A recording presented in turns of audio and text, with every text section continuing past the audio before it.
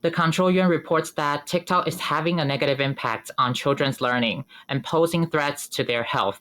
In your observation, is this a serious problem in Taiwan? Because TikTok design is rather optimized for engagement, not for well-being, which means they use short, fast-paced video to keep kids hooked, but often at the cost of attention span and exposure to risky content.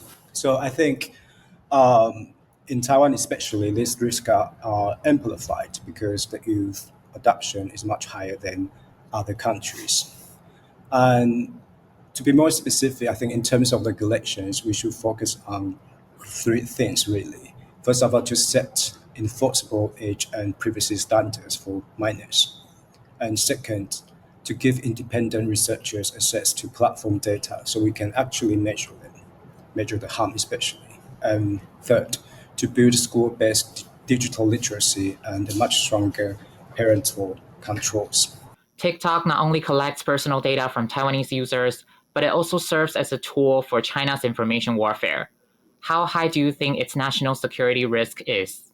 TikTok does pose a rather credible national security risk for Taiwan because it couples massive behavioral data collection with rather opaque algorithmic control by basically a company ultimately tied to a jurisdiction that regards Taiwan as a strategic target. And I think this is a very structural problem. And I think in more practical terms, that risk has two channels. First of all, I think informationally speaking, target recommendation systems can amplify narratives which are favorable to China, and this may demobilize or polarize Taiwan's audiences during the crisis.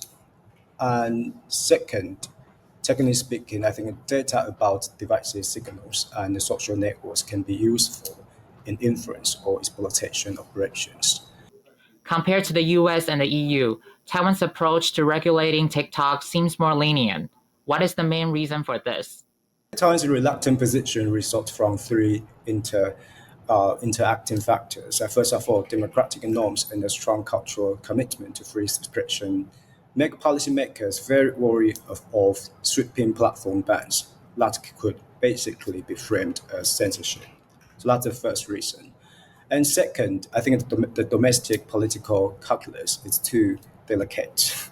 So measures that restrict popular consumer apps risk public backlash, especially among younger voters.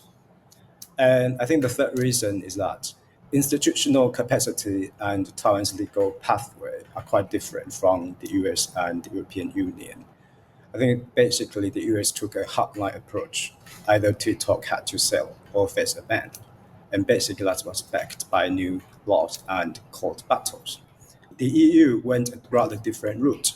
It relies on its Digital Services Act to push for transparency instead of kicking the platform out. And I think in Taiwan, as we have seen in the 2019 restriction on government devices, I think the current approach so far has been rather narrowly targeted cybersecurity measures rather than a much more comprehensive interdictions. Freedom of speech is often used as a reason to oppose digital regulation. How should Taiwan balance it with regulating social media? I think in Taiwan, what we need is really a reinterpretation of free speech as a duty bearing right, not just a balance between liberty and regulation. And that means protecting the informational ecosystem that makes public discourse meaningful. So, in this sense, I think free speech shouldn't be treated as an automatic veto against any kind of regulation. I think in a democracy, we need to protect not just the right to speak, but also the space that makes meaningful debate possible. And for Taiwan, I think that means having a more layered approach.